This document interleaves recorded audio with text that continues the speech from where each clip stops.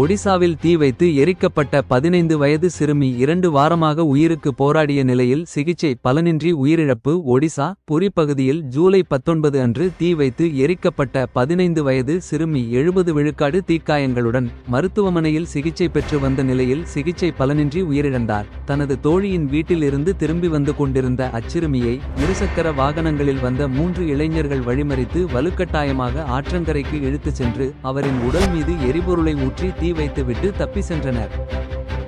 ரசிகரின் அன்பை என் சுயலாபத்திற்காக பயன்படுத்த மாட்டேன். அஜித்குமார் ரசிகர்களின் அன்பை என் சுயலாபத்திற்காக பயன்படுத்த மாட்டேன் என நடிகர் அஜித்குமார் தெரிவித்துள்ளார். சினிமாவில் 33 ஆண்டுகள் நிறைவு செய்துள்ளதை முன்னிட்டு அறிக்கை வெளியிட்ட அவர், இந்த துறைக்கு யாருடைய சிபாரிசும் இல்லாமல் நுழைந்தேன். இப்பயணம் விருதுகளுக்காகவோ தலைப்பு செய்திகளுக்காகவோ அல்ல, ஒழுக்கம், துணிவு மற்றும் ஒரு குறிக்கோளுக்காக ஏற்படும் வலி மூலம் என்னை எனக்கே நிரூபிக்க பயணிக்கிறேன் என்றார்.